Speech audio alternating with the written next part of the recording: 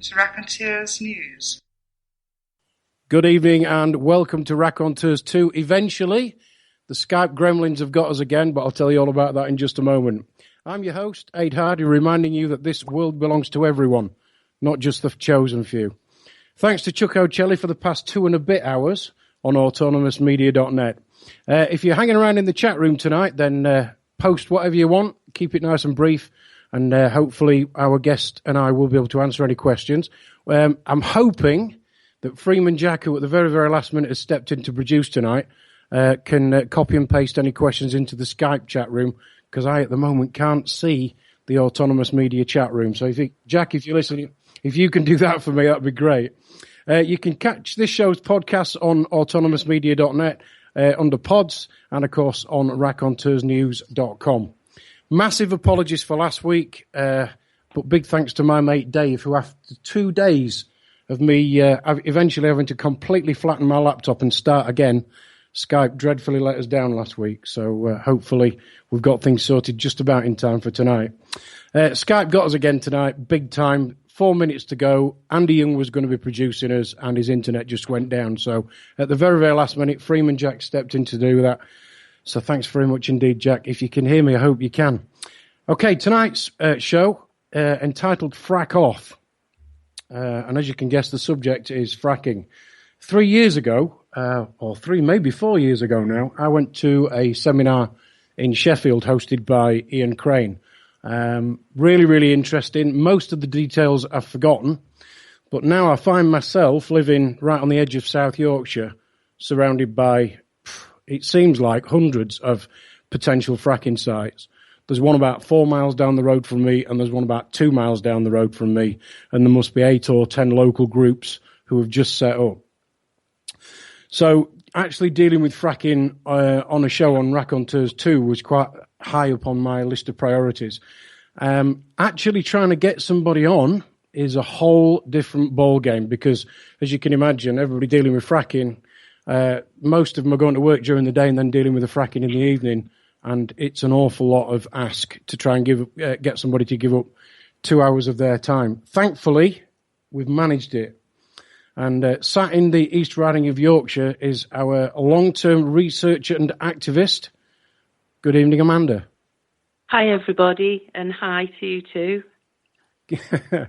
Oh, right, Amanda, other than me going to a seminar 3 or 4 years ago and learning a little bit about fracking, I don't know very much at all. So what I'd love you to do is give us a very, very brief, as much as you can, detail about what you've been doing, but very briefly, and then go in and explain to everybody exactly what fracking is. Okay. Well, obviously we all have heard about hydraulic fracturing, or as Halliburton called it, fracking, way back when the system was first invented. Hydraulic fracturing has changed many, many times over the years. I won't go into the history of it all now, but there was several different attempts with hydraulic fracturing, including the use of a type of nuclear detonation in America under the ploughshare scheme. It has developed now into the fracking that we think about, which is actually high volume hydraulic fracturing. Hydraulic fracturing is really a fracturing of the earth using a hydraulic means. So it actually covers a whole multitude of industry processes. In 2015, the UK government, and to my mind, illegally defined hydraulic fracturing. What they did was they set a volume per stage, which means that hydraulic fracturing now in the UK has a different determination than even of the European Union identification of it, or guideline to what hydraulic fracturing legally is. So out here in the UK, what that means is that many of the wells that have previously been classed as having been hydraulically fractured, whereby the vertical and the horizontal drill has been done, the pipes have been dropped, and then the liquid is pumped in, the chemical and the liquid water, the fluid is pumped in at high pressure. That has changed the whole system. And what it's done effectively is many wells throughout the world, had they been drilled under the definition of the UK's hydraulic fracturing, would not actually be now classed as hydraulic fracturing. So, for example, at Priest Hall, where Quadrilla drilled and the earthquake happened, under Cameron's 2015 definition, that is now no longer a high-volume hydraulic fracture. So, very difficult. The terminology is difficult. They call it everything under the sun to try and disguise what they're actually doing. So yes, hydraulic fracturing is a nightmare to define. Very difficult. I can't believe we're 3 minutes into this and you've just told me something that's just knocked me for six. That's.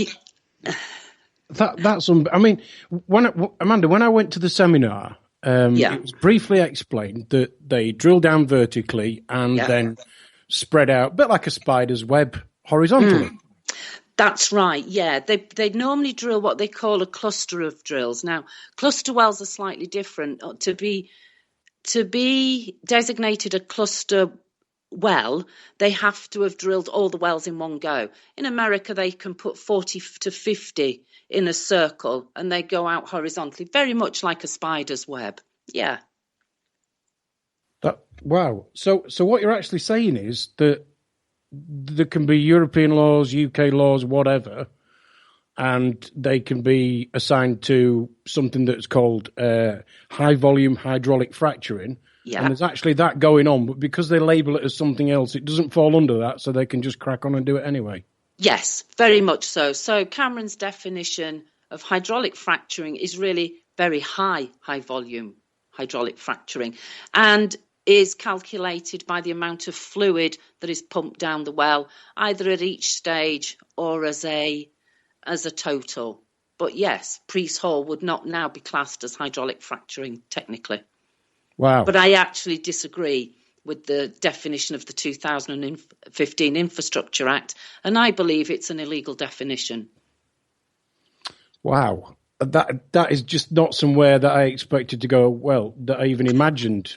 That was just one of those cases where I didn't know what I didn't know.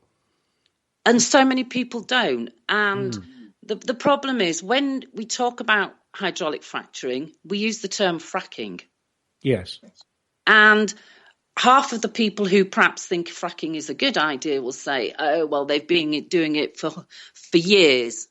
Other people who don't like it will argue the point.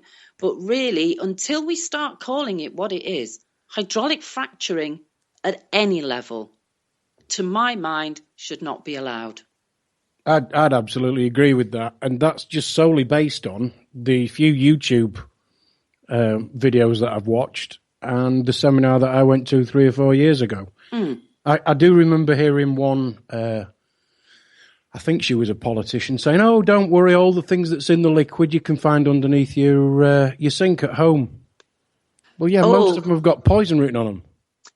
Right, okay. And so, even when I was a kid, I was always told you don't mix any chemicals that are under any household chemicals. You just don't mix them. How true. Now, I'll give you an example of this. Rathline Energy UK Limited, in 2013, drilled an exploratory well at a site they called West Newton A. Now, at West Newton A, when they did the very first exploratory drill, I can talk about planning permission, but we'll stick to this at the moment about the chemicals. So in 2013, they laid the compound. It was just under the acre. Now, at that time, there was a difference in planning permission as to whether the size of the compound. You needed different planning permission if the compound was over an acre. So Rathline actually drilled just under the acre, or they laid the compound just under the acre, and they drilled one exploratory well. Now, even at the core drill, they drilled 3,200 metres, and we think beyond, into the Boland Shale. During the exploratory, just the core drill, not anything else, there was a well integrity failure, and that was at the chalk aquifer level at the 13 5/8 top of the hole, the borehole. So even in 2013, without anything happening, the integrity of the well failed at chalk aquifer level. Now, the chalk aquifer out at West Newton feeds into the chalk aquifer at Walkington. That chalk aquifer is one of the biggest underground aquifers in the UK and supplies the whole of Hull with its water. So bear in mind, they'd only undertaken the core drill and they'd already had a well integrity failure, which they had to re-cement. Now, during that re-cementing, Rathlin dismissed that as just a cement job. So when they do the core drill, they bring in a 50-metre drilling rig. So they brought in the 50-metre drilling rig, they did the core drill. Then they realised that it was pressure issues. Now, pressure issues have dogged Rathlin at West Newton A throughout their exploratory programme. So what they did was they took down the core drilling rig and they brought in a workover rig. Now, the company doing the drilling at that time, the core drill, was PR Marriott. And PR Marriott brought in a Quadrilla-owned rig that Quadrilla leased to PR Marriott. And the rig they brought in to do the cement job, or re-concrete due to well integrity failure, was a rig called Enerflow ESR 550. In its life, Enerflow ESR 550 has been deployed 7 times, 5 times by Quadrilla and twice by Rathlin. Now, in 2013, when they deployed that rig, and in 2014 when it was taken back, and when it was at Priest Hall when the earthquake went off, that rig was technically illegal. Enerflow ESR 550 carried no declaration of conformity, and when it was imported from Canada, it was, to all intents, it had no ATEX certificate or anything. And the health and safety executive, when they found out, dismissed that. Totally. These are the people that if you put a pencil behind your ear, send you a certificate telling you can't do that. Absolutely. But it's all right to have an illegal rig. And it was the same rig virtually the same team, especially the same team leader, we think, from PR Marriott that was drilling at Priest Hall when the earthquakes went off, that was drilling at West Newton. Unbelievable. And in 2013, there was no protesters, activists, whatever you want to call it. There was nobody camped by the well site. But in 2014, when all this came to light, 2015, we actually got a response in the end to a Freedom of Information request that revealed this. Rathlin Energy blamed protesters for them not noticing that the rig was illegal. So it's all our fault. Yeah. Sorry, the vet says your dog's got fleas. And it's the fleas' fault. Absolutely, it's the fleas.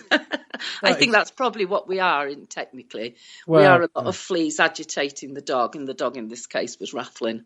That's just unbelievable. You know the thing with the different names of these. I mean, until a very, very short time ago, I'd never heard of Quadrilla. Until tonight, I'd never heard of PR Marriott. Are these all very small subsidiaries of bigger companies, do you think? Or are they the same company just using different names to do the same thing, but because they're a small company, nobody will notice it? What do you think is the reasoning behind that, Amanda? I actually think they're all in it together, technically. But PR Marriott, to all intents and purposes, are a standalone company. They provide teams and rent out the rigs, whether it be workover rigs, core drilling rigs, or for water boreholes, and they provide the team as well, but very much, yes, and they're all over the world with their teams, as are Schlumberger or Shell or BP. So, yeah, PR Marriott, fairly small firm in terms of worldwide size, but have a big impact with the amount of rigs they own. And as I said, they lease a couple of rigs from Quadrilla, including Enerflow ESR 550, which they actually tried to sell and never found a buyer. As far as I know, never found a buyer for. So this thing's failed 5 times. They're trying to find a buyer for it. Oh, it didn't fail. It was illegal. Oh, it was illegal, right? Okay. Yeah. It was the well that failed at West Newton. So the concrete casing that they put down, the integrity was compromised. Effectively, the concrete casing cracked.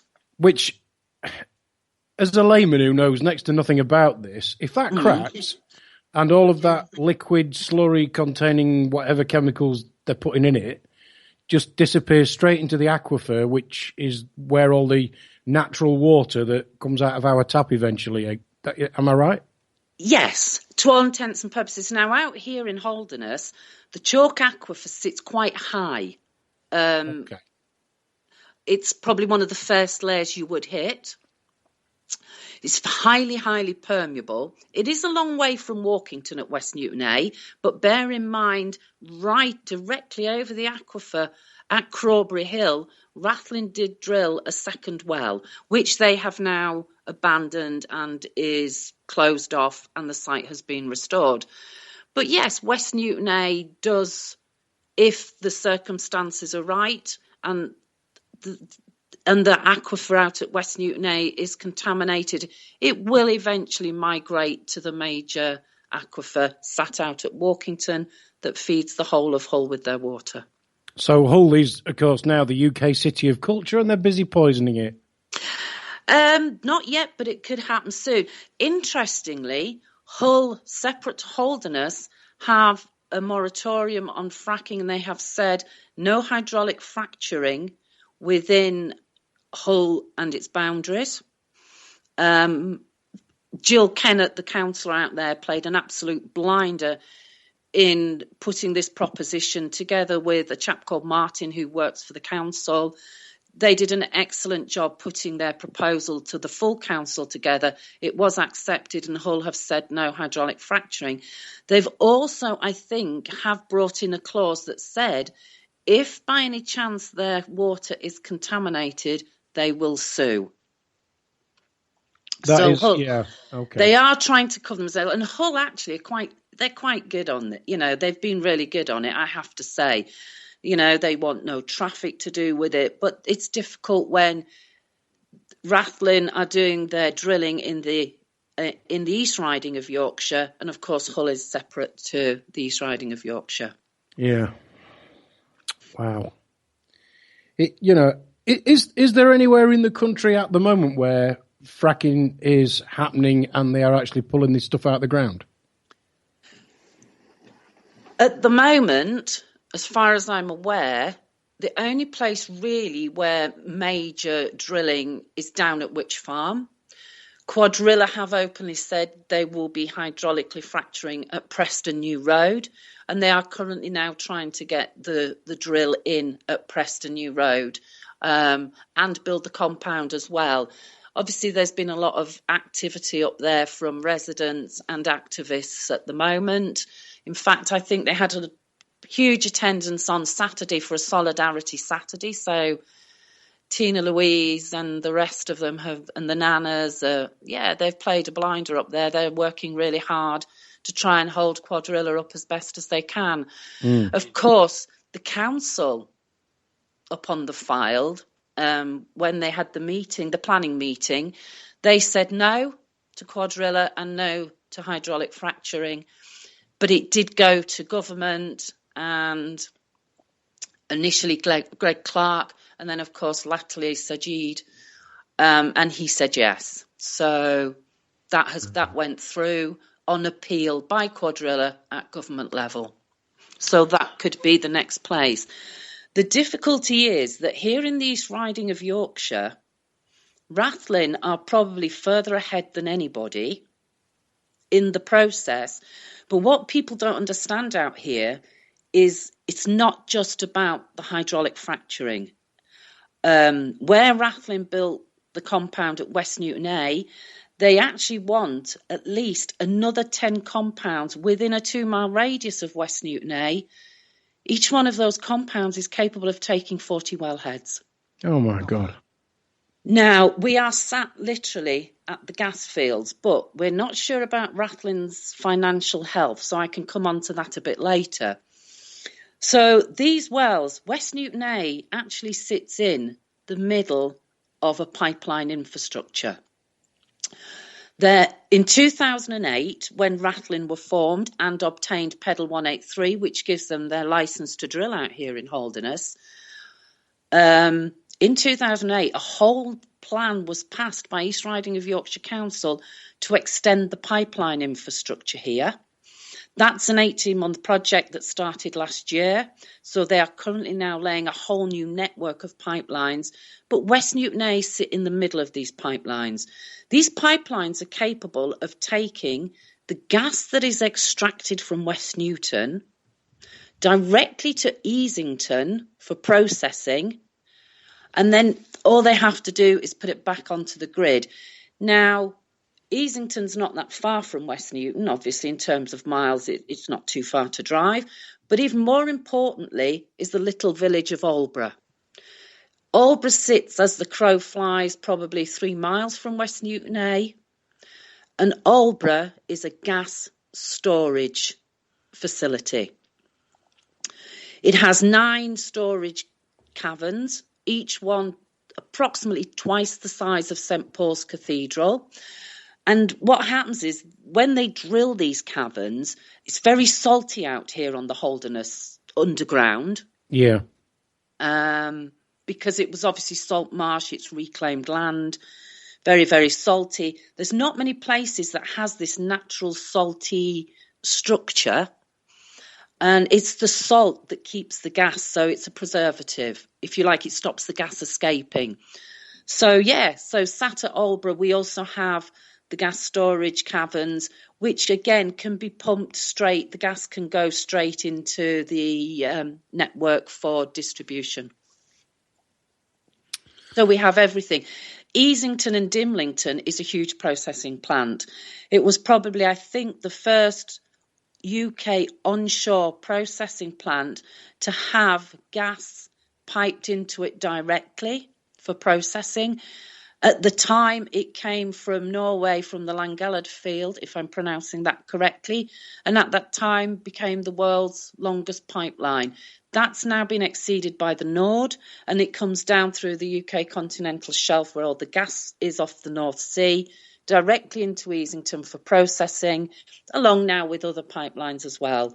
So then, of course, it's either distributed directly or put into storage to hold for when demand says that gas needs to be put into distribution. I mean, I was born and brought up in Scunthorpe. For anybody who's wondering, there isn't one anymore because I now live in Sheffield. Yes. And when I was a kid, you know, I was always told that around Immingham there were these big gas holding caverns under Immingham, and it's okay then. So I suppose logically, if there was gas that could be fracked, you know, up that side of the country would be absolutely ideal, because then they could just pump it straight in and like you said, at Easington or down in Immingham, and actually process the stuff and then store it. Absolutely. And here we have everything. Absolutely everything ready to go. What you also have to remember is the North Sea, I'm sure I'm right in saying this, is one of the world's most active drilling sites. When I last checked, I don't know if it's changed, about 173 active rigs. But what you see with North Sea gas, they were huge deposits, huge gas deposits sat out there. Now, those same gas deposits stretch onshore underneath Holderness. Oh, So wow. we are actually sitting on massive gas deposits here. Now, it is between probably 10 and 100 times cheaper to drill onshore than it is to drill offshore.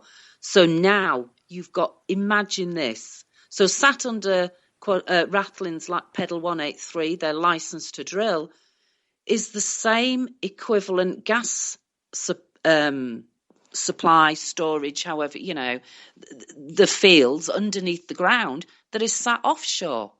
So it's huge issue out here. And I don't think people realise quite, when you're living out here, quite how scary this is, because we know the gas deposits are there.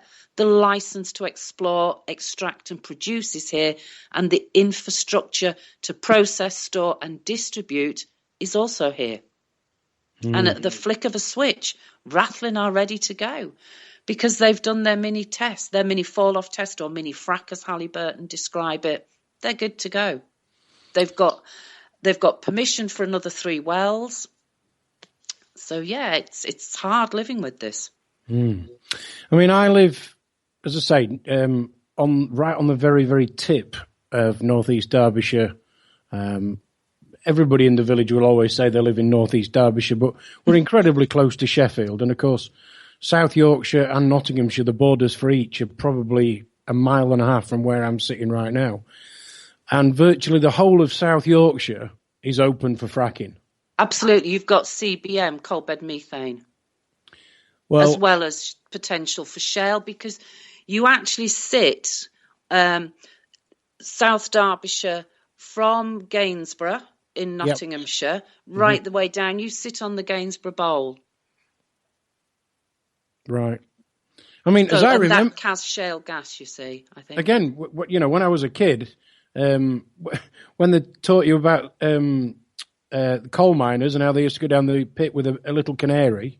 Yeah. The little canary keeled over and died, which meant there was gas down there. So get out, guys. Yeah. That's the stuff that they're wanting to get out, and I'm absolutely surrounded by old coal mines and old pit villages. So it's no wonder that the fracking people are here. And as I say, that there's one. Apparently, they're going to start doing the exploratory things in, what are they called? This one, Woodall and Harthill. Oh yes, you're near Woodall, aren't Woodall? Yeah. Yeah, and where the service station is. That's exactly right. Woodall Services. So anybody listening, if you're up and down the M1, you'll be able to see it. Yeah, junction 29, junction 30. They've just put up a load of new windmills a couple of years ago. Yeah, they did. So one junction south of there. If you're travelling south, it would be on your right-hand side. That's where they're going to be doing all the exploratory stuff very, very soon, apparently. And the other one that's very close to me, the nearest village, I guess, is Eckington. The nearest sort of hamlet would be called Marsh Lane. And I was speaking to a lady about 2 or 3 weeks ago, and they're literally doing it at the bottom of her garden. Yeah. I mean, literally the other side of her fence. It's heartbreaking. And the thing is that they do not take into account, although they did in the shale gas study, I have to say, but I will tell you that house prices do devalue, no matter what anybody says. Of course they do. We know from people that have tried to sell that currently live near West Newton A and also now will be West Newton B, that you cannot sell. If you do sell, your house is very much reduced. One lady who lived near the site lost around about 33%. Also, in the little village of Ellaby, which was included as the traffic route for Rathlin's traffic, and the volume of traffic is huge. I cannot even begin to describe to you, which I'll try. So somebody had their house on the market there for 2 years at Ellaby. They got a buyer, absolutely ecstatic. There was there was a full survey done. 3 faults were found. 2 were fine. It's just, that bit of guttering needs repairing, that type of thing for 2 of them. The third one was you live within 2 miles of the well site. they've been they've been drilling, they've drilled into the bowl and shale. We are not going to give you a mortgage. So the buyer couldn't get a mortgage. And we know from somebody who sold at Martin that the banks refused a mortgage on her house as well. So this is really affecting people even before they've got an ounce of gas out of the ground. Absolutely. The other issue is that your property is not insured. For damage from hydraulic fracturing or seismic testing, and I'll come on to the seismic testing in a minute, the damage is not covered under your house insurance. Now, the nearest that we got was Zurich Insurance have said they will not pay for damage from drilling or seismic testing, but what they will do is sue the company on your behalf. But I will tell you, they will tie you up in red tape for years and years and years. I actually had one of my customers. He's got what's the white finger? I know. You get that from working in places like Bird's Eye with frozen foods and that's things. That's right. Well, he had that, but the other thing as well, he'd got some other industrial injuries, and he's now been. I think the legal case has gone on now for 7 years. Originally, there were 120 people trying to make this claim, and it was completely legitimate. Each one had got their own individual case, but it was all brought under the same umbrella. Yeah. And now, after 7 years, there's only 57 of them left. Absolutely. Because they're dying. Yeah. He said to me, he says, why do you think it's taking so long? I says, because they want you all to die, so they ain't got to pay you. You're absolutely right. Now, what happens is when I don't know if you know about a clause when you're given a PEDL, a Petroleum Exploration and Development Licence, and as Rathlin is out here, PEDL 183 covers the whole of Holderness, has been reduced slightly. They have what they call a drill or drop clause built into the PEDL. Now, that drill or drop clause really sets out in writing what the company wants to do. So in Rathlin's case, they had to drill one well into the bowl and shale, and they had to do 3D seismic testing. 3D and seismic testing is different. 2D is linear, 3D is in a grid. Now, we know from reports from people like Professor Smythe that the geology of the UK is particularly an unknown quantity. All we can think is that when Rathlin did their 3D seismic testing and 2D seismic testing in 2015, they hit a fault. Lots and lots of houses were damaged. At Burton Constable, which is obviously, it's a grade 1 listed building. The garden's there by Capability to Brown. Beautiful, beautiful building, beautiful gardens. They have like what they call a chalet park where people live all the year round. These chalets are not what you imagine to be. They're not little beach huts. They're beautiful, beautiful houses. I mean, some of them over a couple of 100,000. These people were sat and the windows blew out of their chalets. Oh, my God. This is due to the seismic testing. Now, various houses have been damaged. I went and visited one whereby a lovely 200-year-old house, 50 years ago, the extension had been put on the back. The seismic testing went off. They wouldn't stop the seismic testing despite this lady's protests. And when I went to look at her house, despite the fact that prior to the seismic testing there had been no movement, you could literally see daylight between where the extension was and the original footings of the original wall of the house. The cracks down the walls were unbelievable. Also, lots of people at Spraughtley were affected. A gentleman at Whiten was affected, whereby his bungalow bounced up and down and moved so much that they're saying his bungalow will have to be demolished and rebuilt on a different footprint. it was also things like his lake was affected. Now, that is currently, we're not talking about that because it's trying to go through legal at the moment, along with several other people. Rathlin have paid out. Some people have been paid out on a gagging clause. So they've been paid out on the proviso that they do not show their letter to anybody or do not talk about it. Other people have been promised visits and nobody's ever arrived. And other people have had visits, but then those visits have been lied about. So Montague Smith, Caroline Foster, who's the chief off-site engineer, and various others, Simon Taylor, have all turned up and then said, oh, we haven't been at all, really. So, yeah, that is currently going through court. I actually don't think that Rathlin will ever pay out. Financially, at the moment, we think Rathlin are on a very sticky wicket. We think they've got huge financial problems.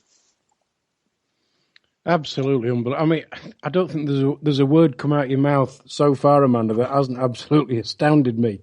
When I sort of have seen the posters in people's windows down the road, and 4 or 5 miles away from me, I'm thinking, oh yeah, fracking, they drilled it. But everything that you've just told us is just blows me away. It's much, much more.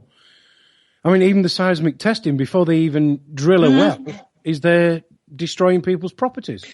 Absolutely. And this isn't just 1 or 2 or 3. We had a register of over 200 houses that were damaged, and the road as well, because obviously the vibrosis and things did, in the road that they use. So seismic testing itself is a nightmare. I mean, the catalogue of things that went wrong at West Newton A and the lies that have been told time after time after time. To be honest with you, it beggars belief. You lose all trust. Now, some people might dismiss some of these lies that Rathlin have come out with as well. That's not really important. But when you begin to add all these things up, okay, so it might not be in somebody else's backyard. And they think, we do need gas because we're not transitioning quickly enough to alternatives. But when it happens to you, you cannot believe the devastation that these people wreak. Yeah. I mean, I believe that the technology that we're allowed to see at the moment is probably 50 years behind what's actually out there, and what they're actually interested in is making money. Yes, of course, because why else would you do it? The government, I think it was 2015, subsidised seismic testing to the tune of £20 million. That's just seismic testing. Say that again. The government subsidised seismic testing for gas exploration, gas and oil exploration onshore to the tune of 20 million. The subsidies for these people are massive. So gas and oil exploration gets huge, huge subsidies. Meanwhile, things like for solar panels, the feed-in tariff that people were getting has gone down and down and down. The subsidies for switching has gone down and down and down. And there is only one reason for this. The government is on a dash for gas. Yeah. The gas is not because we need it, because we get tons from Norway. It's not because of anything else other than money, for fiat currency. Well, the thing, yeah, yeah, they were. Well, we won't get started on fiat. Well, just before we move on, actually, no, I'm just going to do this bit first. As a colleague at work who I will actually see in the morning,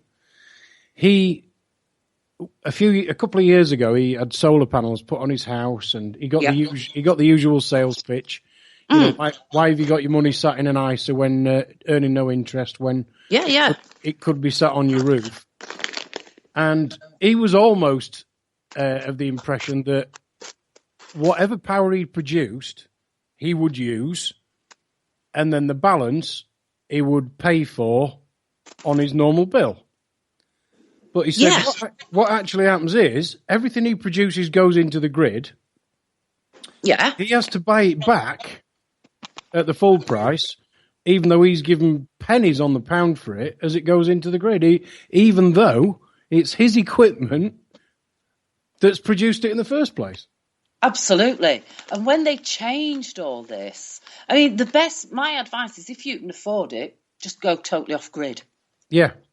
Absolutely, just go off grid. Yeah. They won't like it. In America now, they try to make it illegal for water and electricity and gas to be off, or electricity to be off grid. So, yeah, they're trying to plug every loophole. I think one of the big issues is the oil and gas industry is a dying industry. People like Tesla, Elon Musk's company, the leaps and bounds they are making with those solar tiles and walls and roofs,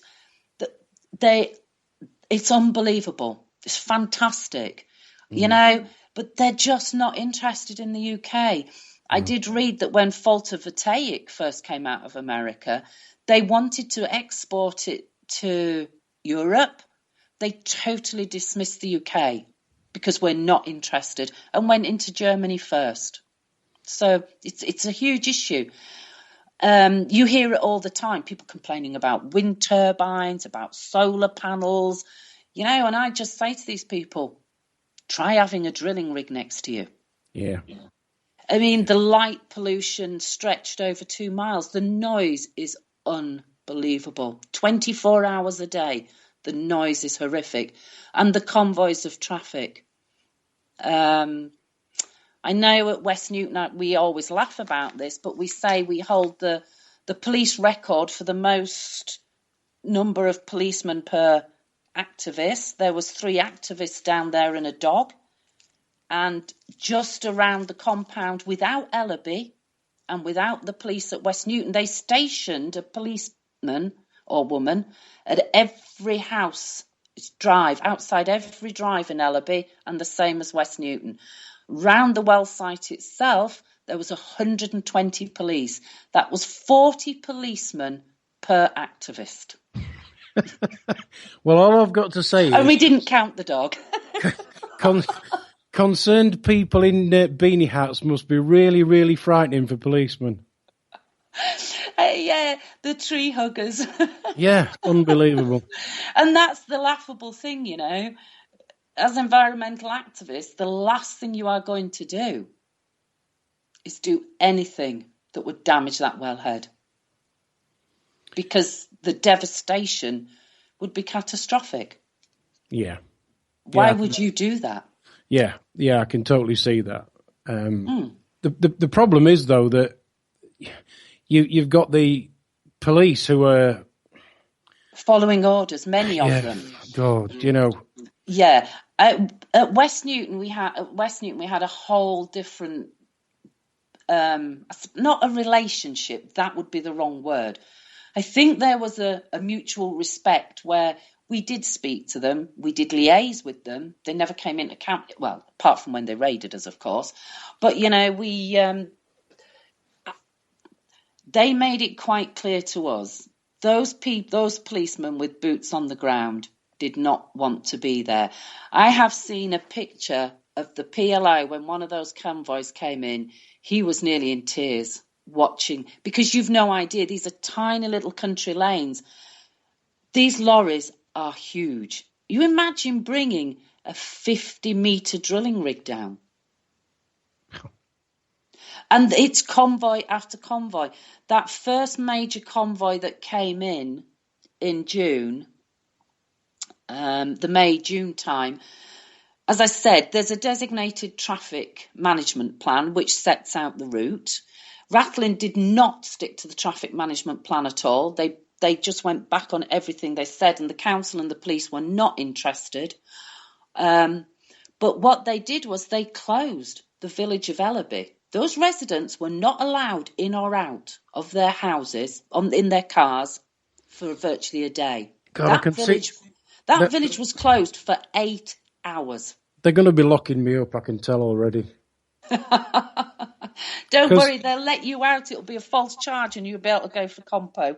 Yeah, do you know, because the whole thing behind why I'm sat here and why I want to do this is, as I say at the top of every show, this world belongs to us all. Yes. And if it does belong to us all, which I absolutely ingrained in my soul, I believe, then you have to respect other people.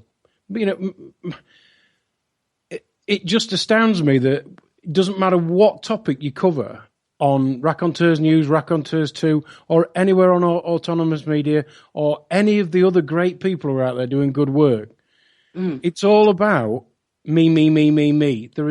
And that's what we hear all the time. It doesn't matter whether we cover the NHS. It doesn't matter whether we cover government. It doesn't matter whether we cover money. It doesn't matter what the subject is. And it's always the working man, or in a lot of cases, the people who would dearly love to be working people on the ground, who are the ones who just get trodden on. Always. And this is the thing. People say, oh, you're just NIMBYs. Well, actually, no. One of the residents that lived, as I said, a couple of miles as the crow flies from West Newton, from the well site itself, she was affected by the light pollution. Now, she had a baby. That baby was kept awake at night. Rathlin's response? Buy yourself some blackout blinds.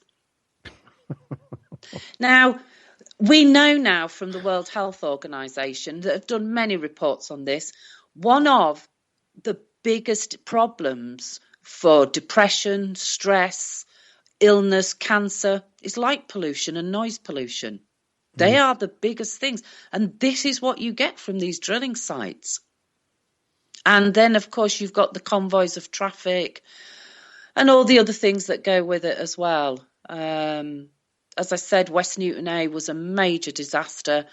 19 breaches to permits, some of which have now been rescinded. But even then, some of those were given, even after the well site closed down, for shoddy paperwork and water testing. And Rathlin's management structure is so lackadaisical. They just do not care. When the gas was cold vented, which Rathlin denied they did, but we have it from the Environment Agency. We know from the car reports that the Environment Agency issues, they're the compliance assessment reports that show the breaches. We know I've got copies of them all. I can tell you exactly what was what the breaches were given for, and paperwork was huge in it and bad management. We know they cold vented the gas. We also know it made residents ill. A lot of the symptoms that you see coming out from people reporting in America through ill health happened at West Newton. So people had streaming eyes, running noses when the gas was being cold vented. People were vomiting, came out in rashes. One lady we know had never had a breathing problem before in her life, was put on an inhaler. As soon as Rathlin went away, her breathing came back to normal. She's not on an inhaler. She has now moved because she cannot stand the thought of them going in to drill that second wellhead at West Newton A. So people are leaving in their droves. And they're not big villages, you know. These people have lived there. I can think of one particular person that bought a house that had been derelict for 50 years. Beautiful. He renovated that himself. He's moved out. He hasn't sold his property. He stands to lose £250,000 on that house. Crazy. Amanda, I can't tell you. He's put his life into renovating this. And these are people's lives. These aren't some made-up person on the other side of the world. These are people in England that have been made ill from the cold venting of gas. Wow. Amanda, really powerful. We're right at the end of the first hour, although it was only about 50 minutes, thanks to the Skype demons. We're going to take a short break with some music, mainly as a comfort break for you and I.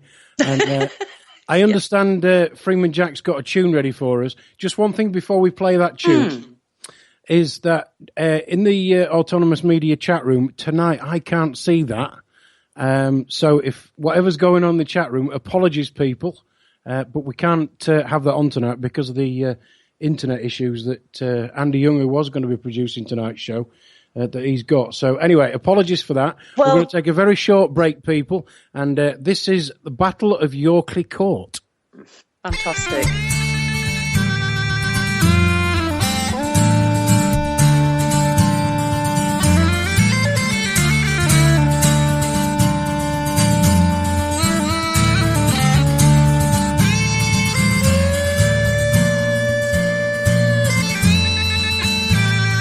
till the fruits are owned by all, the land itself by none.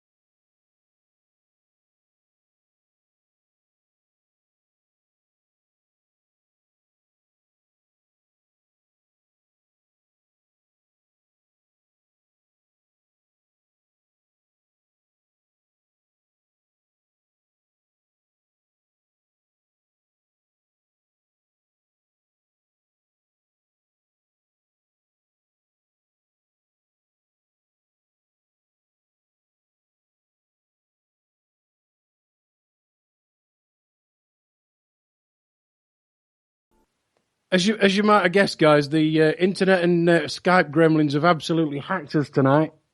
But you never get flack unless you're... so if you didn't hear what we just said, because there was some music under us apparently, which I can't hear, tonight we're discussing fracking and the devastation that even though there hasn't been 1 ounce of gas pulled out of the ground in this country so far, the devastation that's already causing.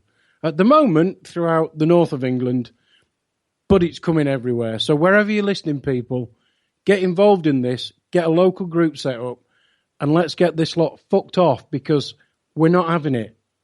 This country belongs to all of us.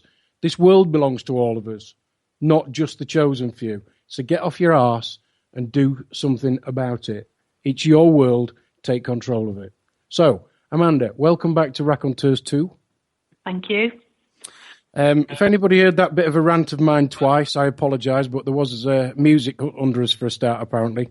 But I do have to say a massive thank you to Freeman Jack for stepping in at the very last minute for the producing tonight's show, because Andy Young's had some serious internet trouble tonight.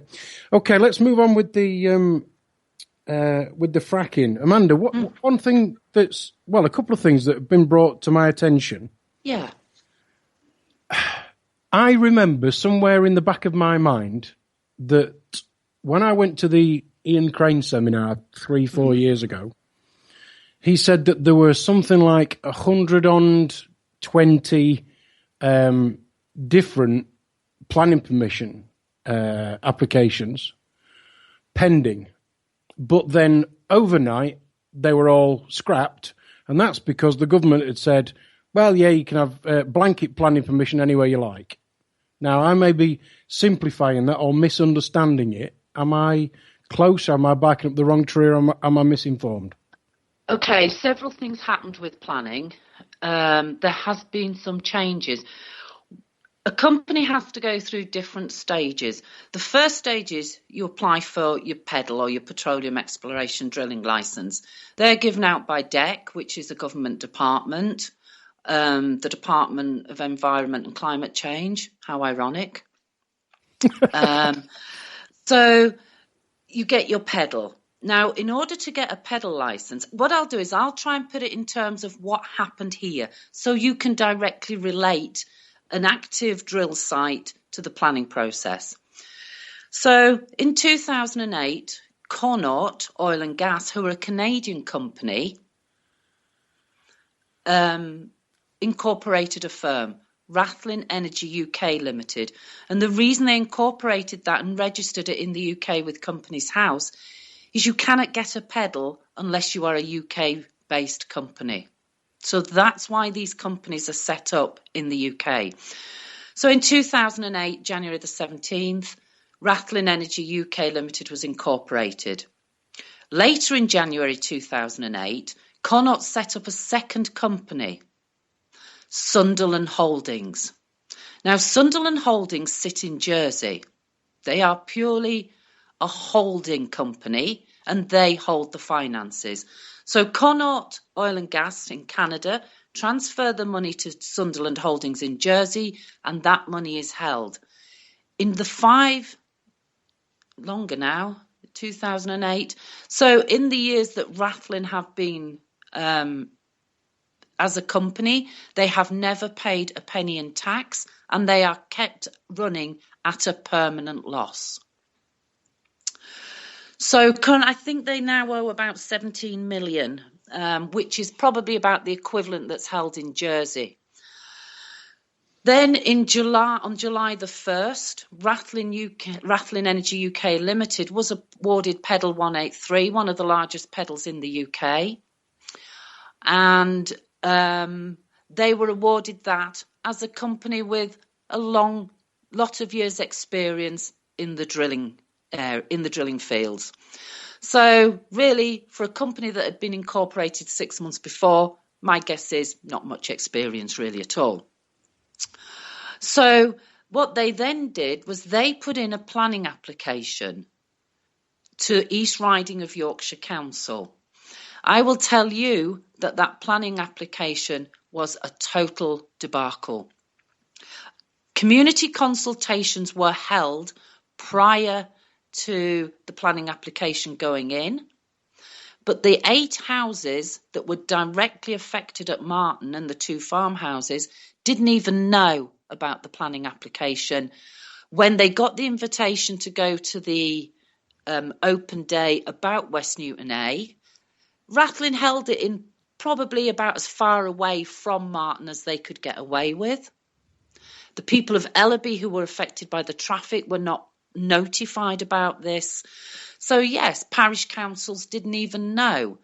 And because Rathline said they weren't fracking, they got away with so much. So their compound is under a hectare, so they got round that particular side of planning, and they also said they weren't hydraulically fracturing. I'll come on to what they did perhaps a bit later if I get time. So in 2013, nobody actually knew that this well was going in. So they drilled the well, they did the core drill, and then they suspended the well. But during that application with the council, you can oppose the planning application, but then you also need lots of other permits from the EA, from mining waste, all sorts of different permits. And yes, you do have to apply for them. And yes, as a resident, it is your right to challenge the planning application. And I would urge at that stage, as many people as can, get informed, write in and object. There's lots of grounds you can object on, but it takes a lot of courage for these councils to turn these applications down. So planning is huge. There's a lot of stages you have to go through, but it's only at that stage that communities can really actively start rising up and challenging these planning applications. And there's a lot of reading.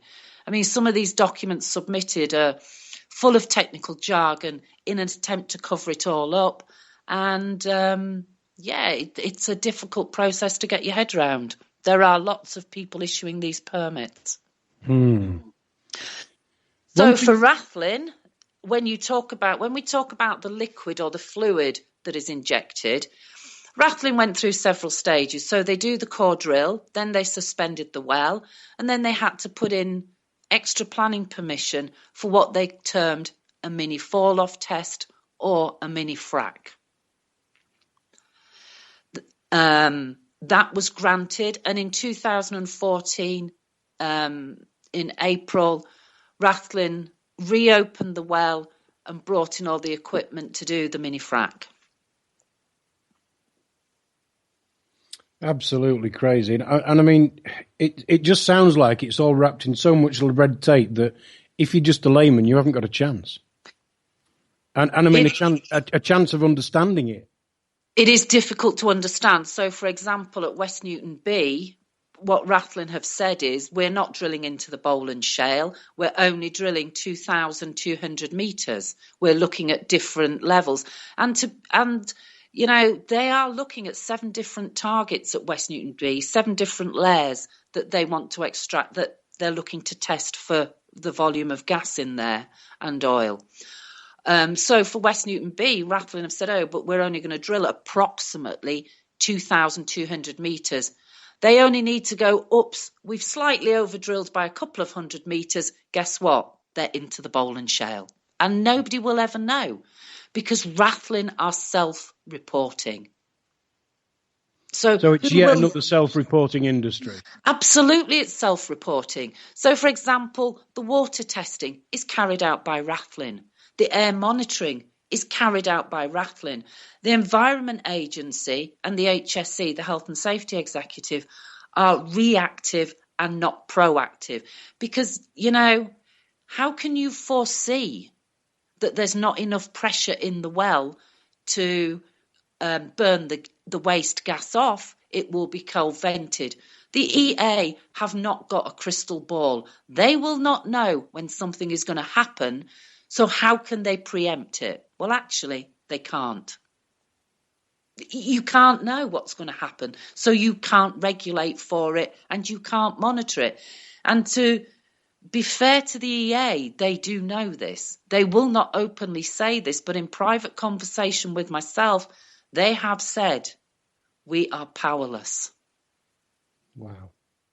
So, Amanda, without being a scaremonger. What is the worst that can happen?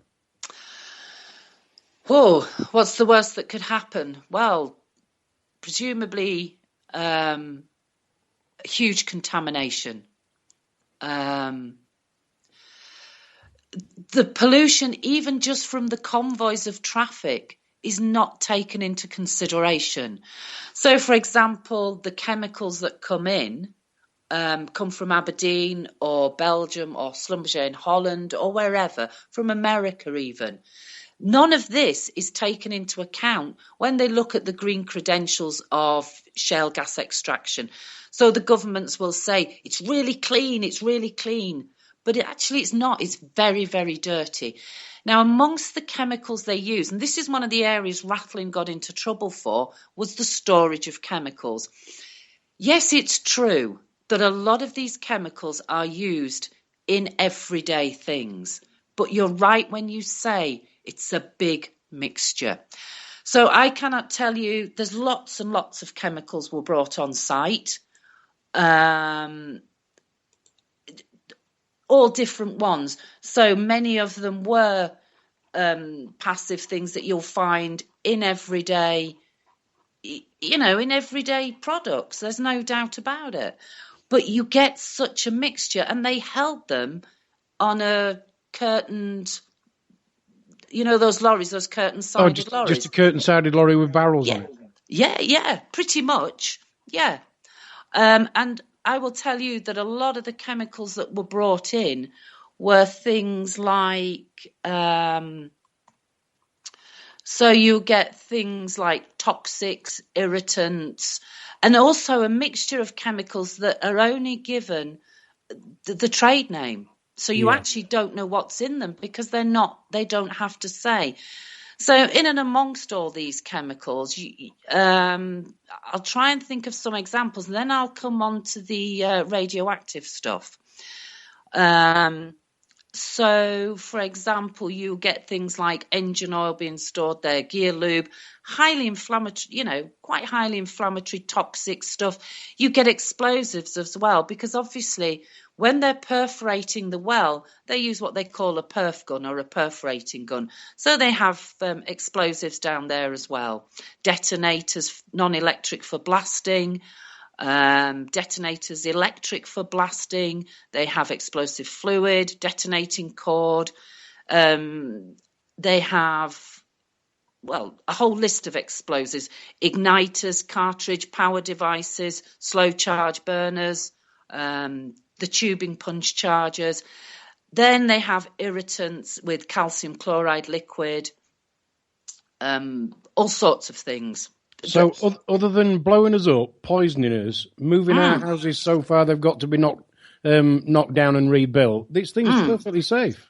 Absolutely it is. And also don't forget the radioactive stuff as well. So the two radioactive substances that were brought into West Newton on the back of lorries was the cesium-137 and the americium-241 beryllium.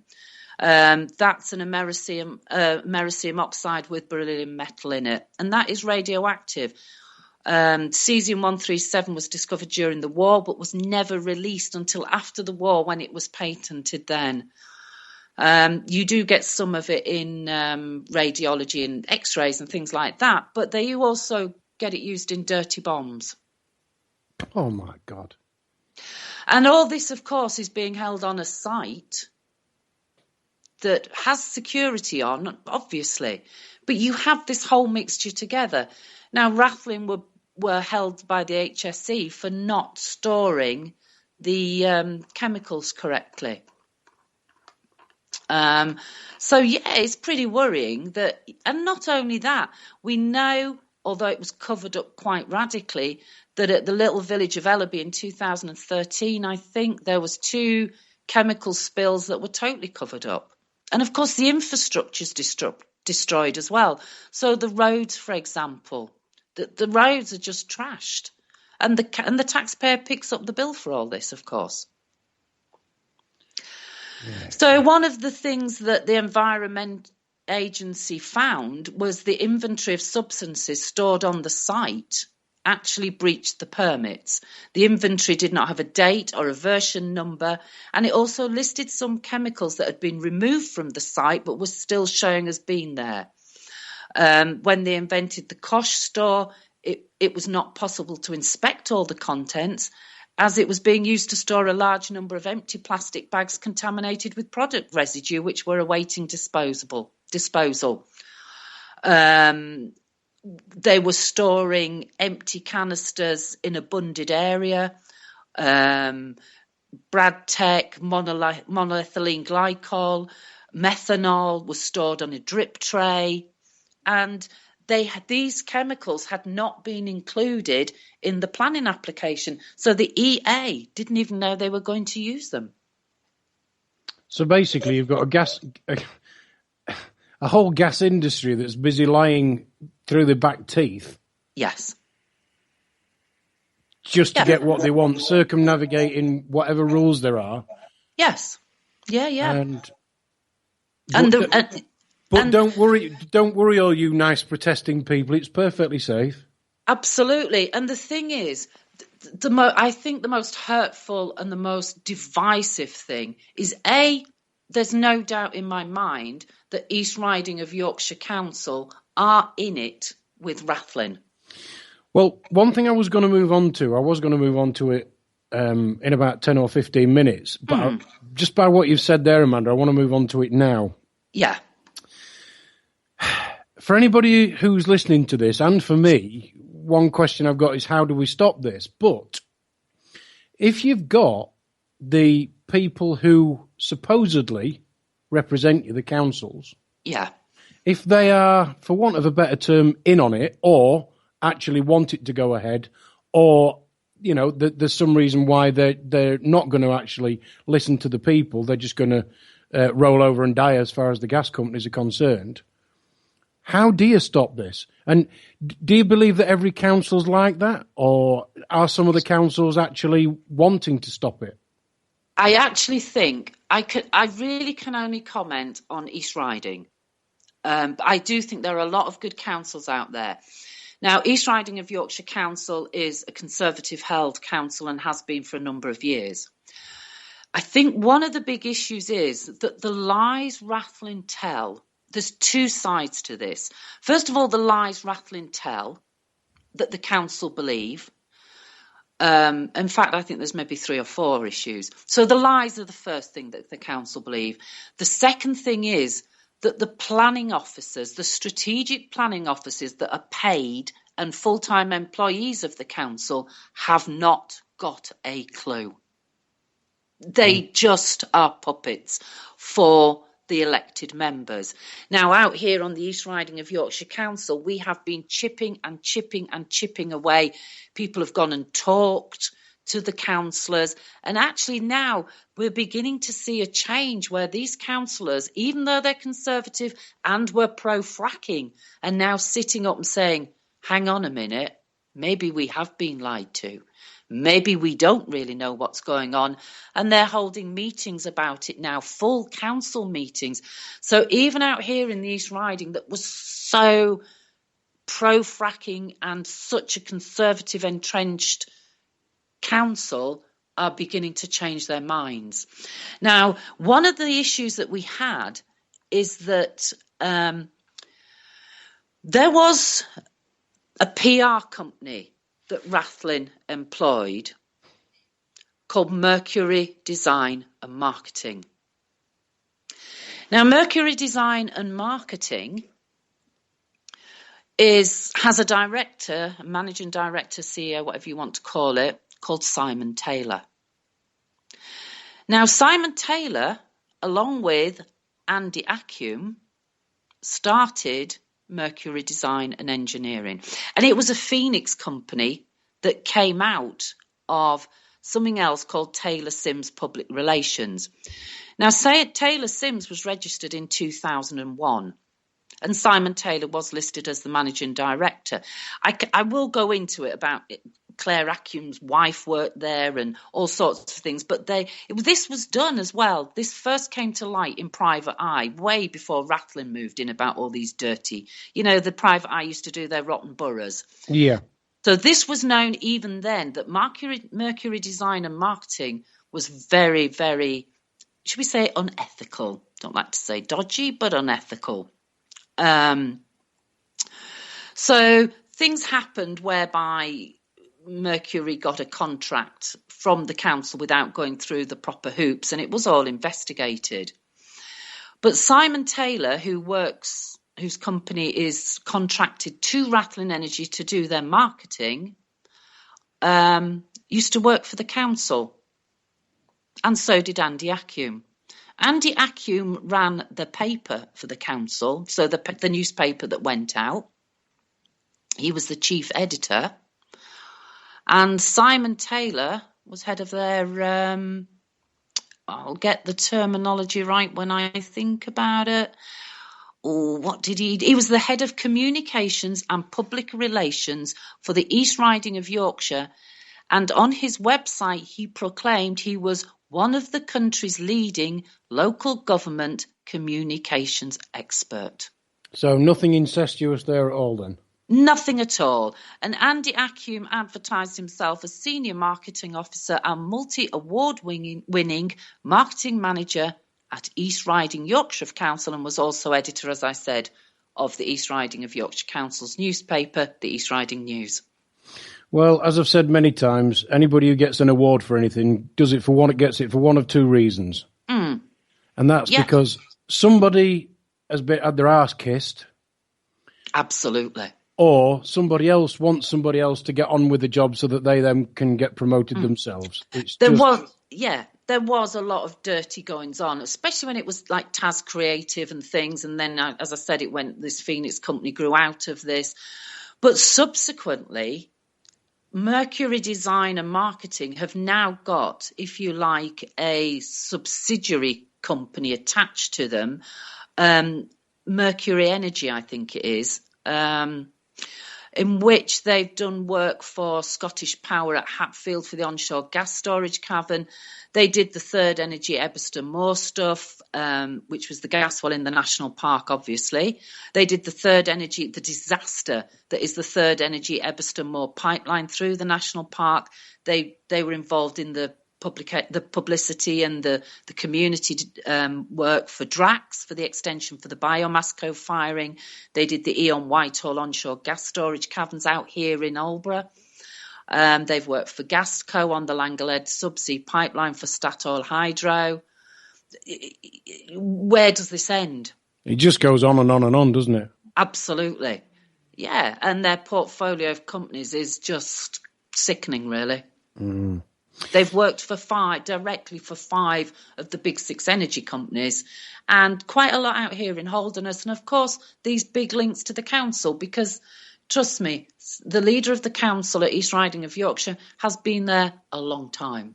Well, one thing I was thinking about the councils, you said that there's the councils and they're now sort of holding full council meetings. And this far down the line, are they just going to have to sit there and go, oh my God, but it's gone too far? Yes, I think there will come a point, and I think the councillors individually now, a lot of them are sat there thinking, we were fooled. Yeah. We were lied to. And the reason we know Rathlin have lied so vociferously is because they lie about everything, from the smallest thing to the largest thing. So, for example, one of the issues that we had as a community particularly strongly was that in 2014, Rathlin were poisoning the wildlife. Now, when you go back to environmental risk assessment, which is another planning document they have to put in and complete prior to them starting drilling, they lied. They said there's no barn owls in the area. That was a total lie. There was 3 nesting pairs, 6 birds, within 400 metres of the well site. Now, what happened was Rathlin poisoned the wildlife, and they used something called slow-acting rodenticide. And what slow-acting rodents, whether they be voles or rats or field mice or any sort of mice really, are what they call bait shy. So what they do is they have a little nibble and they see if anything happens. So if their friend dies or they die, they know not to eat it, obviously, so they only take a little tiny bit. And then if they're sick, they know that that bait is poison, so they don't actually die. They only have a little tiny bit that makes them sick. But what happens with slow-acting rodenticide is they eat the bait and they're not ill. So they eat a lot more. Then they run away. Because it's slow-acting, they die. Now, barn owls hunt for, obviously, the vermin. That's their staple food. Yeah, of course. They can't differentiate between an animal that is well and an animal that has had and eaten slow-acting rodenticide. Now, these rodents were dying, but the barn owls have subsequently died. I have photographic evidence of one dead in the perimeter ditch at West Newton. There is one barn owl left. But apart from that, the light pollution was so bad, the barn owls couldn't forage. So when a barn owl hunts, they're very territorial. They only hunt over the same area, and actually they're incredibly lazy. They don't hunt far from home. And these barn owls were seen quite a long distance away, which is an indication of starvation as well. So these animals are being hit on all sides. We know the bats were affected. Huge bat population, pipistrellas and things, quite common, but even so protected. These bats went. They didn't stay. Little indicators, like around the well site when there was 24-hour drilling going on, you know, they have the lights that come up, the huge floodlights. Mm. There's no insects flying around. Now, when we checked with somebody who lived up the road that had an outside light that wasn't being affected by the light, the noise and the light, they didn't have an issue. They had moths and everything flying around. So even the smallest thing in the food chain is being affected. Once you start taking these things out of the food chain or poisoning part of the food chain, that diverse environment begins to disappear. You know, the wildlife begin to die and run away. It's a grey squirrel. If grey squirrels couldn't get rid of the complete population of the red squirrels, yeah. I mean, is nobody learning anything here? No, and you see, and to get back to my point about Rathlin's lies, first of all, they said there was no barn owls. And secondly, more importantly, when they submitted the planning for West Newton B, they based quite a bit on what they'd done at West Newton A. And they produced what they called a fact and evidence-based consultation. And part of this was a little bit of blurb about we are the experts and these activists are telling lies and spreading rumours. And what they did was they bullet pointed the lies that we had told. So one of the things they said was that they said we had poisoned the wildlife. This was untrue.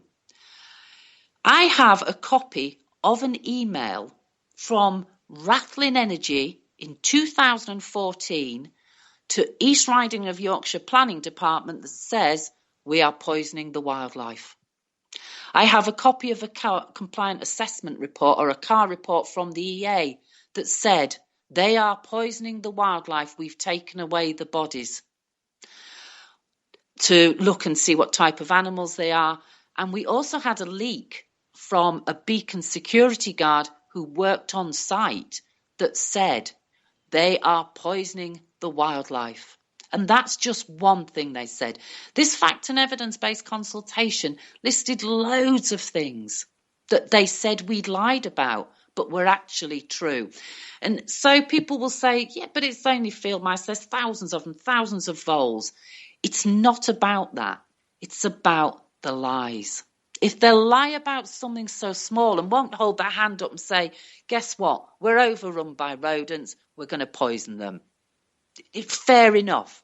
But to lie about it as well and then say that we've lied about it.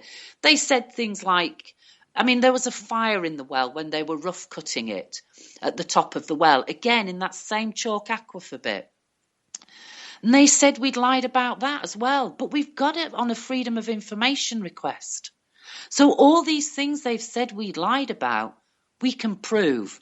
And the one thing I used to say was when Rathlin used to say, you're lying, you're lying, you're lying, why don't you take me to court? Yes. Let me have my day in court. Yes. And they won't. Yeah. Because I have the evidence. And of course, it's like anything else, you know, printed on the front page in bright red, big photographs, and they tell all the lies. But then if you call them out on it and they have to give you an apology, it's on page 13 just underneath the crossword. Yeah, it's scratch and sniff. Yeah. You know, it's lovely and glossy on the outside, scratch the surface and sniff underneath, and you have got rotting, nasty people, really. Yeah, I can't think of what else to say.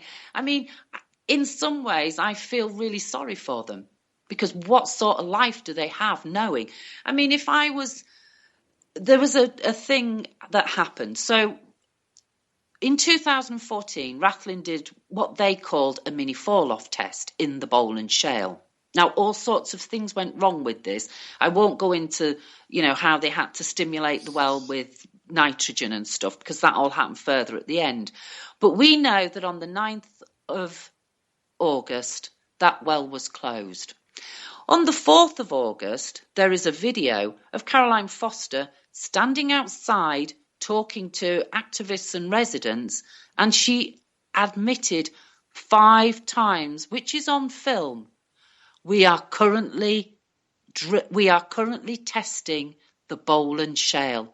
5 times she said, we are currently testing the Bowland Shale. And when we pointed out it was a mini frack, she said, if that's what you want to call it, yes. And the conversation ended.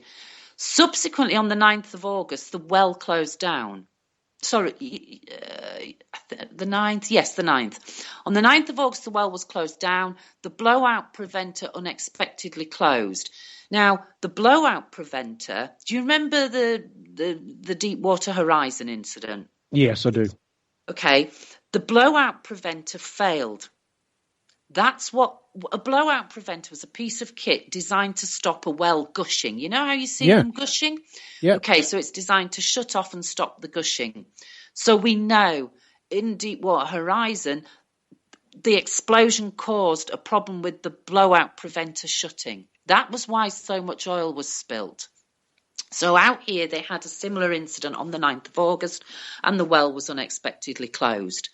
So we know there was no damage. As far as we know, there was no damage. Rathlin are admitting it. But subsequently to that, they have lied and said, we did not do a mini frack, or as they call it, a mini fall-off test.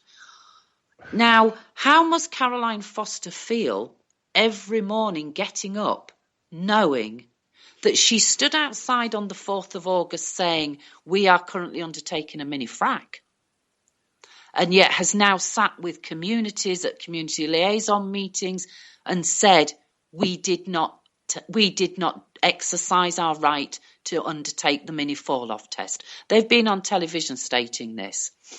So how must you feel knowing every day that you have lied about something quite so serious? Well, let's just put out an invitation to her. She's welcome to come on Raconteurs Too, or I would think any of the hosts on Autonomous Media would love to get her on. So if any of the people that Amanda's mentioned tonight are listening, I'll get hold of this, and no doubt you will. If you want to come on and have your say.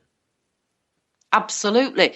Because my question is, okay, so maybe she made a mistake. Maybe she didn't do the mini frack. Maybe that wasn't done. So my question to Caroline is, are you so grossly incompetent you do not know what is happening on your own well site, or did you lie? Well, if she wants to answer that, she can send me an email at aid@raconteursnews. Good luck with that. I've tried as well. They also said we edited the film, which is a total lie. We didn't. We have that as well. So it's all there. So, yeah, it's these little things, you know. And to be fair, when you're investigating and researching all this, you do think like you're going mad. You do feel as though you're going totally insane, because you find this information and then they call you a liar and say, but that didn't really happen. You think, but hang on a minute, I've got it here in black and white. am I missing something? So, for example, at West Newton B, in their planning application, they said, we're not hydraulically fracturing. And yet, hidden in the planning application, it says, we will be going horizontally and vertically. Now, there's only one thing you do with a horizontal well. You hydraulically fracture it. Of course.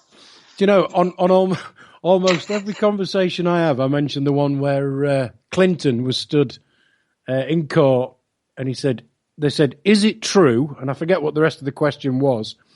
And his answer was, that depends on the definition of what is.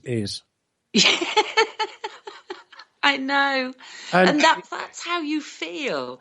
And you are made to feel, maybe you're questioning this all the time. So even residents that, we're just normal people, We've been to work, we've had families, we've got homes. We just want to get on with our gardening or our housework or a bit DIY, whatever your bag is, we're just normal people. And in the end, the communities begin to divide from the landowner that's rented the land and leased the land, who's been fleeced as well. Because to be fair, I do think that the person that leased the land out here at West Newton hadn't got a clue what he was getting into. His words were, well, they're just going to put a bit of a nodding donkey on it. What's all the fuss about? I'm going to get a concrete stand for my straw bales in 2 years' time. He hadn't got a clue. Well, the and landowner, he's now tied into a 50-year lease. The guy that owns the land that's at just off the side of the M1 that we were talking about, that's probably 1.5 miles, 2 miles as the crow flies from where I'm sat. Apparently, his grandfather always used to tell me that he owned the mineral rights to the land.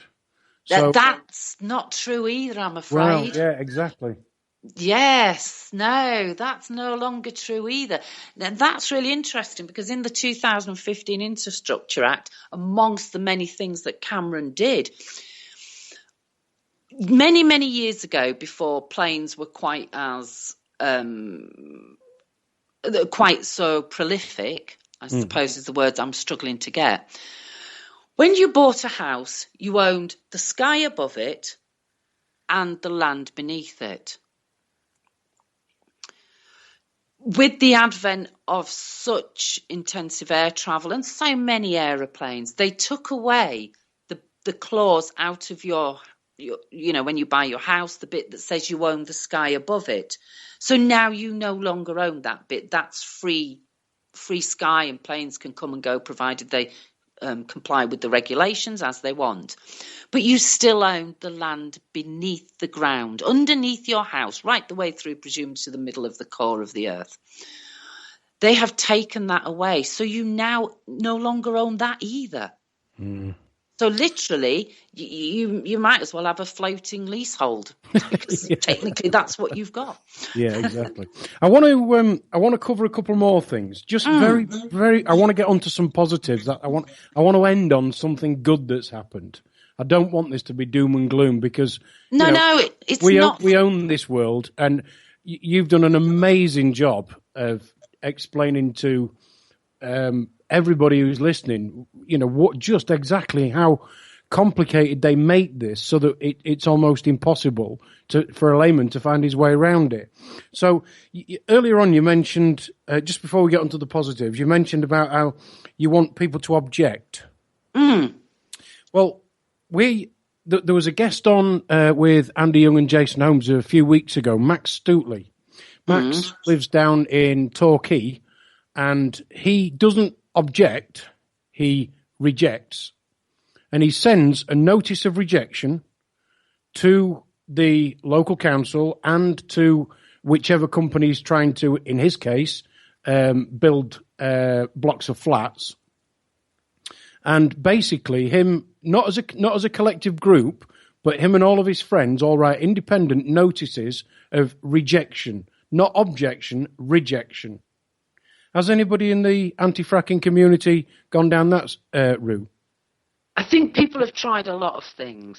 There's all sorts of things you can do. You can put them under notice if you're going to be ill.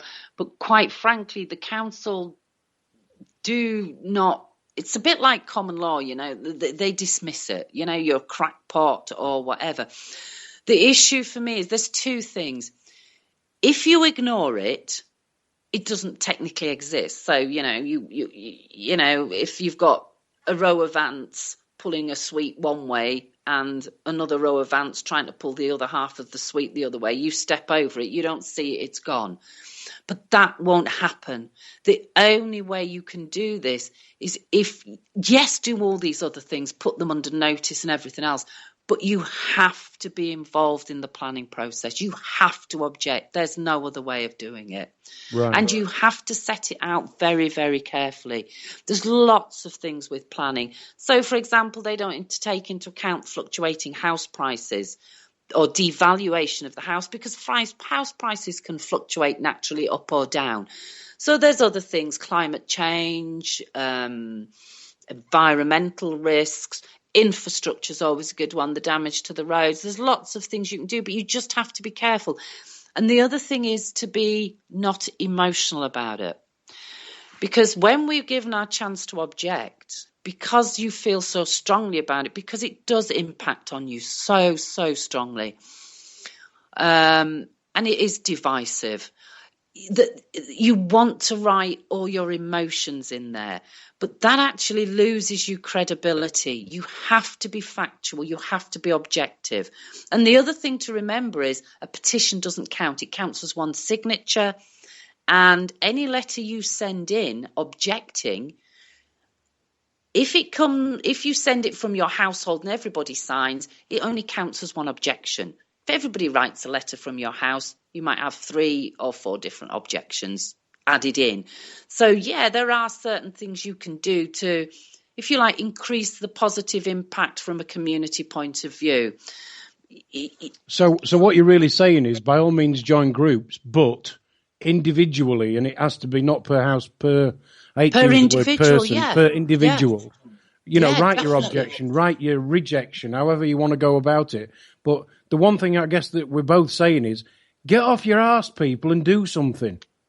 Absolutely. And the thing is, people don't understand the power of a letter. We technically have held Rathling up on a technicality. We held them up long enough so they missed their window to start the second well at West Newton B.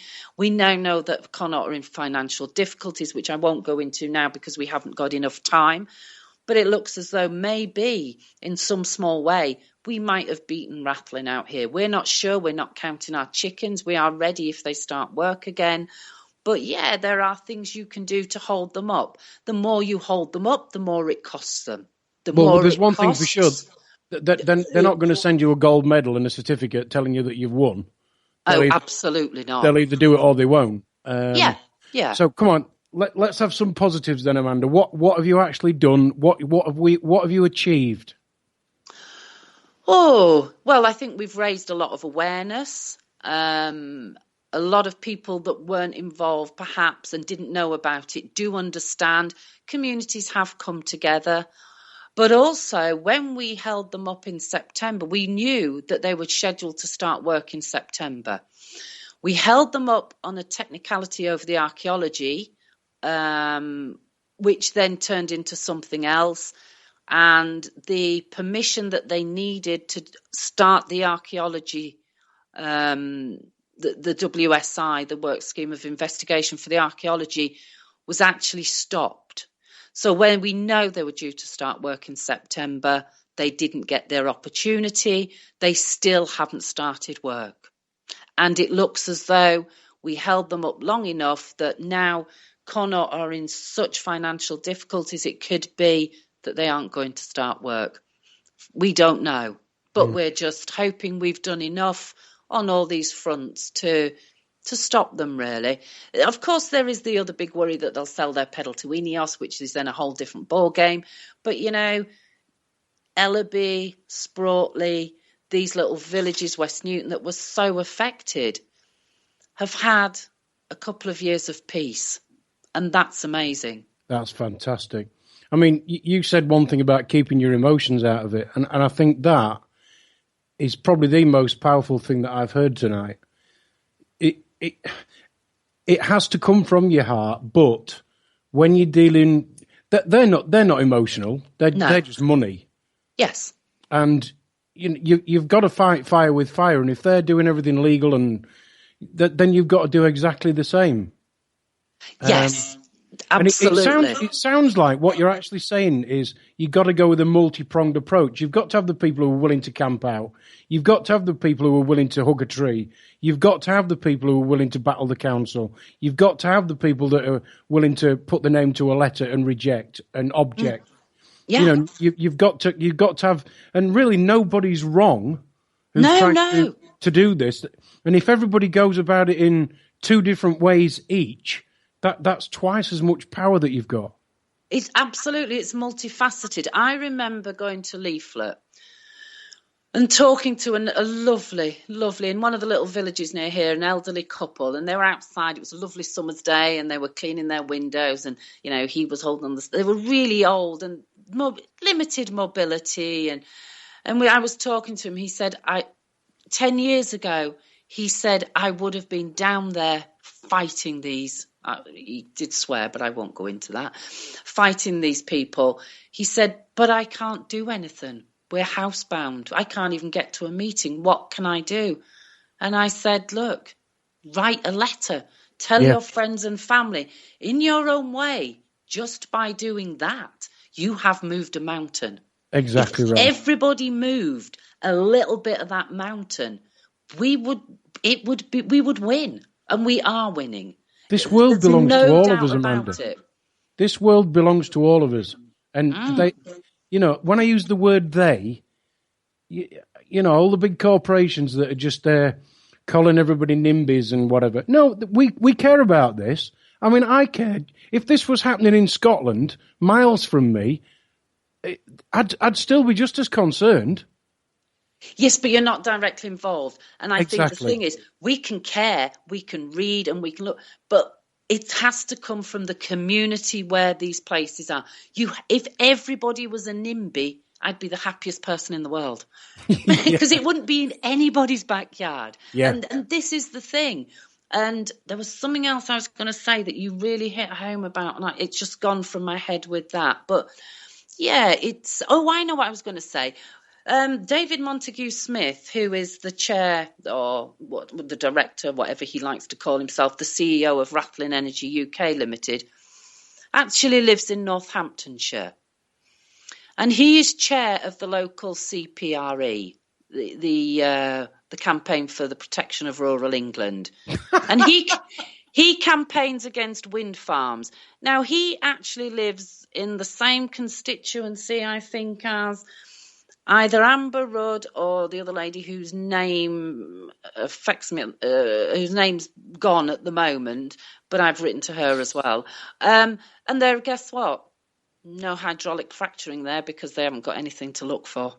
Yeah, isn't that amazing, really? The one thing that has just crossed my mind as well, I have heard from a very good source that when they say, it's just exploratory. Yes.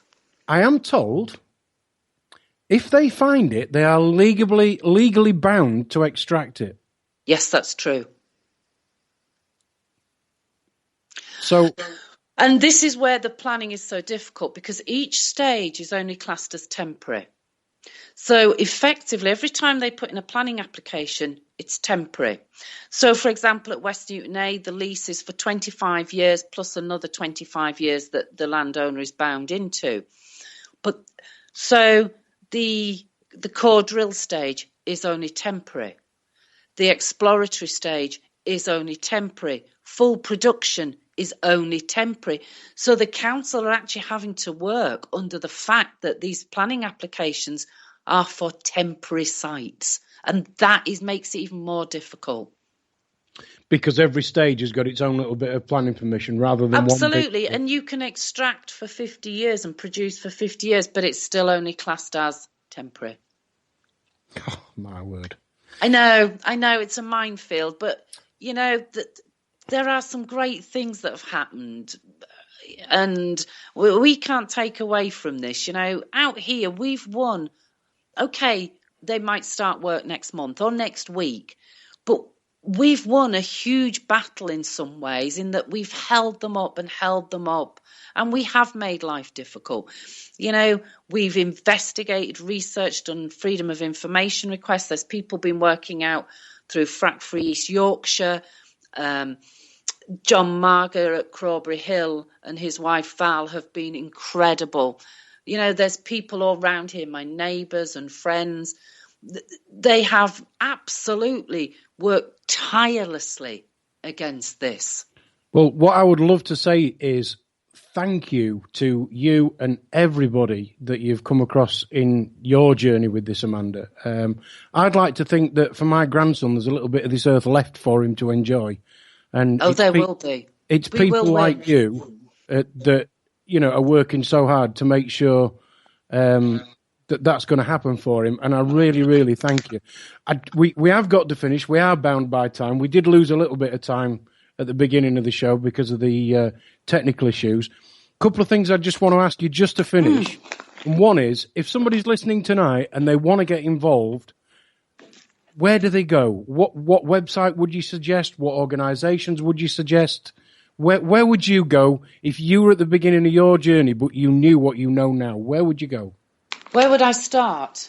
I would, if you're on Facebook or Twitter, I would type in Frack Free and see what comes up. There might be a Frack Free in your area. There'll be lots of Frack Frees.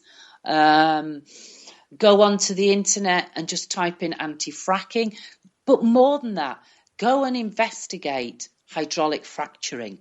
Start by learning about the process. Look at what's happening in other parts of the world. Look at DAPL, the Dakota Access Pipeline. Look at the Keystone XL pipeline. Look at the tar sands in Canada. Look at Australia. Go and have a look at the Frackman sites in Australia. He's brilliant. Dane Pratsky, some amazing people throughout the world have some amazing stories to tell. And they did do a film, Josh Fox, who directed Gaslands 1 and 2. He made an incredible film called The Frackman. Highly, highly recommend. If people can get to see it, have a look, because the Frackman is not like Gaslands. It's very much around Dane and his life and how he was impacted. And if you think we have it bad out here with what we're expecting to come, we have nothing like they had out there. Amanda, you've been amazing. Thank you. It's been such a pleasure to talk to you. You have been amazing, and I'd absolutely love to get an update from you or any more information that you've got.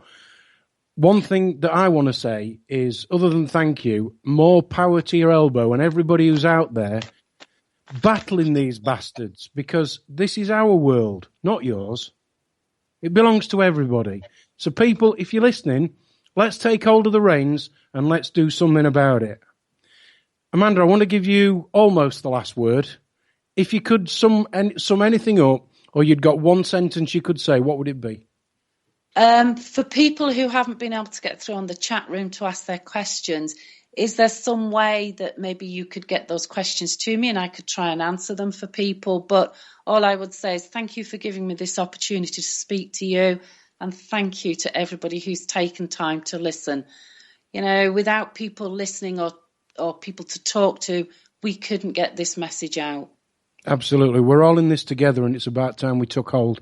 Amanda, thank you very, very much indeed. If you just hang on the call just while I finish the show, that'd be amazing.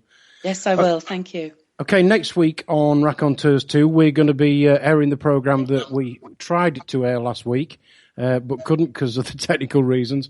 And we'll be discussing money, or more so, we'll be debating money. That should be either a train crash or a fantastic show. Straight after the show tonight, we've got Happy Hour Extra with Not Dr. Tamara and Tina. 5 till 7 tomorrow night on autonomousmedia.net, we've got Chuck O'Celli. And then 8 till 10, we've got Andy Young and Jason Holmes with Raconteurs News. And then straight after that, 10 till 11, we've got Happy Hour with Not Dr. Tamara and Tina. You can catch tonight's show again on the podcast on autonomousmedia.net.